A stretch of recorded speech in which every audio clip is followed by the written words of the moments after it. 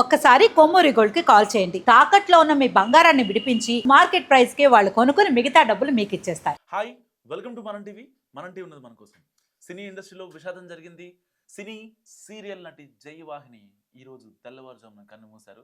Cancer ముదరడంతో multi organs fail అవ్వడంతో జయవాహిని చనిపోయారు.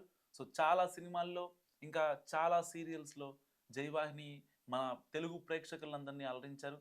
ఇటు తెలుగు తమిళే కాకుండా కన్నడ భాషల్లో కూడా ఆవిడ కొన్ని సీరియల్స్కి వర్క్ చేశారు. సో ఒక్కసారిగా తెలుగు ఫిల్మ్ ఇండస్ట్రీ శోకసంద్రంలో మునిగిపోయింది.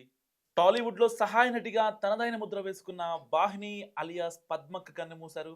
గత కొంతకాలంగా ప్రాణాంతక క్యాన్సర్ వ్యాధితో పోరాడుతున్న ఆమె పరిస్థితి విషమించడంతో తుదిశ్వాస విడిచారు. సో ఒక్కసారిగా తెలుగు ఫిల్మ్ ఇండస్ట్రీ విషాదంలోకి వెళ్ళింది. ఈ క్రమంలో వాహిని మరణ వార్త ఆమె సన్నిహితురాలు నటి కరాటే కళ్యాణి సోషల్ మీడియా వేదికగా ధృవీకరించారు. విజయనగరంలో తన పెదనాన్న ఇంటి పక్కనే ఉండే పద్మక్క గురించి వ్యక్తిగత అనుబంధాన్ని ఎన్నోసార్లు కళ్యాణి గుర్తు చేసుకున్నారు. ఇప్పుడు ఆమె మరణ వార్తను షేర్ చేస్తూ ఎమోషనల్ అయ్యారు karate Kalyani. So karate Kalyani చేసిన పోస్ట్ సినీ అభిమానులను నెటిజన్లని నిజంగా దిగ్భ్రాంతికి గురి చేసింది. అసలు ఈ యాక్టర్ జయవాహిని ఎవరంటే ఆవిడ ప్రొఫైల్ ఒకసారి మనం చూసే ప్రయత్నం చేద్దాం. 1978లో విజయనగరంలో జన్మించిన వాహిని తెలుగు తమిళ చిత్ర పరిశ్రమలో సహాయ నటిగా పనిచేసింది. టెలివిజన్ సినీ రంగాల్లో చిన్న పాత్రలతో తన నట ప్రస్థానాన్ని స్టార్ట్ చేసి ప్రేక్షకులను మెప్పించింది. సినిమాల కంటే టెలివిజన్ సీరియల్స్లోనే ఆమెకు మంచి గుర్తింపు లభించిందని చెప్పాలి. ముఖ్యంగా నెగిటివ్ షేడ్స్ ఉన్న పాత్రలతో ప్రేక్షకులను ఆకట్టుకున్నారు.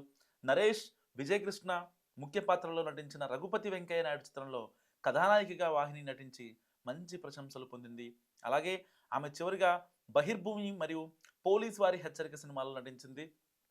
చిన్న చిన్న పాత్రల ద్వారా తెలుగు తమిళ పరిశ్రమల్లో గుర్తింపు తెచ్చుకున్న పద్మక్క ఇటీవలే హైదరాబాద్లోని అపోలో హాస్పిటల్లో ఐసీయూలో చికిత్స తీసుకుంది.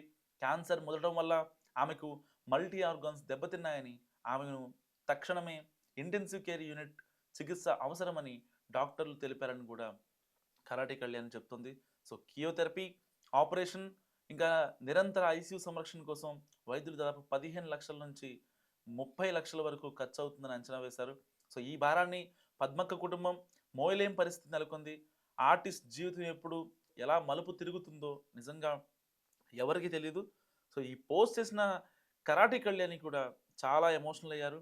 ఒక రకంగా అంటే ఇక్కడ ప్రేక్షకుల అభిమానాల్ని చురగొనడం ఒక ఎత్తు అయితే, వాళ్ళకి వచ్చే ఆ హెల్త్ ఇష్యూస్ని ప్రాపర్గా సర్వైవ్ చేసుకుంటూ వాళ్ళు మంచి హెల్దీగా మారడం కూడా ఒక పెద్ద టాస్క్ సినీ ఇండస్ట్రీలో.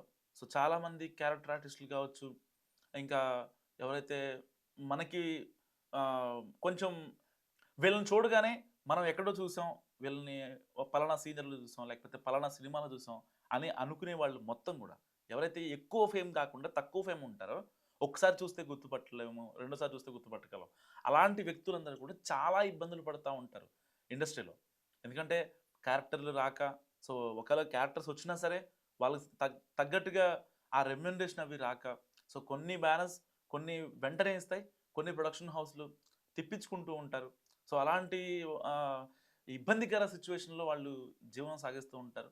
ఒకవేళ అంతా బాగుండి ఒక రూపాయి రాకపోయినా హెల్త్ బాగుందిలే అనుకున్న సమయాలు కొన్ని అయితే, ఒక పక్క డబ్బులు లేక ఒక పక్క హెల్త్ ఇబ్బంది పడుతూ ఉండే సిచ్యువేషన్స్ చాలా.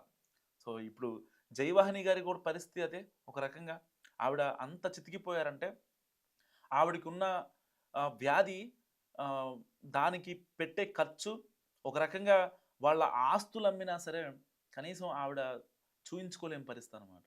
అంత ఎక్స్పెన్సివ్ ఆవిడకున్న. నిజంగా ఒకవేళ ఎవరన్నా అంటే సినీ పెద్దలను ఎవరితోనో మాట్లాడి ఆవిడకున్న పరిస్థితి చెప్పుకుంటే అది ఒక రకంగా వేరేలా ఉండేదేమో. కానీ ఆవిడ ఎవరికి చెప్పకుండా ఫైనల్గా ఆవిడే అనంతలోకాలకు వెళ్ళడం నిజంగా తెలుగు సినిమా ఇండస్ట్రీలో విషాదం చోటేస్తుందని చెప్పాలి. సో జయవాహిని గురించి మీరేమనుకుంటారో మస్ట్ కామెంట్ చేయండి.